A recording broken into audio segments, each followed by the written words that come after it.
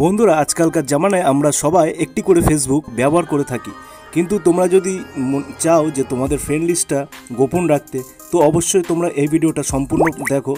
ভিডিওটা সম্পূর্ণ না দেখলে তোমরা কিচ্ছু বুঝতে পারবে না যে তোমাদের ফ্রেন্ড লিস্টটা একমাত্র তুমি যদি ইউজ করে থাকো, শুধু তুমিই দেখতে পারবে যে তোমার ফ্রেন্ড লিস্ট প্রোফাইলে কে কে আছে। আদার্সওয়াইজ তোমাকে কেউ দেখতে পাবে না তোমার ফ্রেন্ড লিস্টের প্রোফাইলে কে কে আছে, বা কে কে তোমাকে ফ্রেন্ড লিস্ট প্রোফাইল থেকে চেক করে দেখছে যে তোমার ফ্রেন্ড লিস্টে কে কে আছে। তো চলো আজকে তোমাদের দেখাচ্ছি। এই ভিডিওটা শুরু করার আগে তোমরা যারা নতুন, অবশ্যই চ্যানেলটা সাবস্ক্রাইব করো, পাশে থাকা বেল আইকনে ক্লিক করে পাশে থাকো।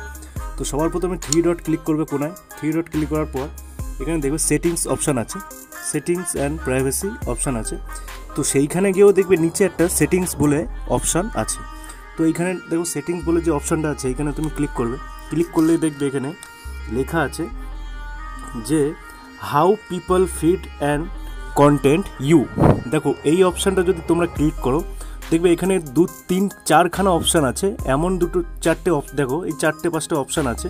এই 5টা অপশানের মধ্যে আমি তোমাদের দেখানোর জন্য করছি, যেহেতু আমার এটা অনলি মি করা ছিল।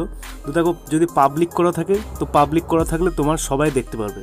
তারপরে দেখো ফ্রেন্ডস আছে, ফ্রেন্ডস যে অপশানটা আছে যদি ফ্রেন্ড করে রাখো, তাহলে তোমাদের সবার যে কজন তোমার ফেসবুকে ফ্রেন্ড আছে সে কজন দেখতে পারবে। কিন্তু যদি অনলি মি করে রাখো, শুধু কিন্তু তুমিই দেখতে পারবে যে তোমার ফ্রেন্ড লিস্টে কে আছে বা কে তোমাকে চেক আপ করছে, তুমি শুধু দেখতে পাবে যদি অনলি মি করে রাখো। তো এখান থেকে তোমরা অনলি মি করে রাখবে, দেখবে তোমাদের ফেসবুকে আগের থেকে যে তোমাদের ফ্রেন্ড লিস্টে যে আছে সব তুমিই দেখতে পারবে, আদার্সওয়াইজ কেউ দেখতে পাবে না। আশা করি ভিডিওটি ভালো লেগেছে। ভিডিওটি যদি ভালো লেগে থাকে অবশ্যই চ্যানেলটি সাবস্ক্রাইব করো, পাশে থাকা বেল আইকনটি ক্লিক করে পাশে থেকো। ধন্যবাদ।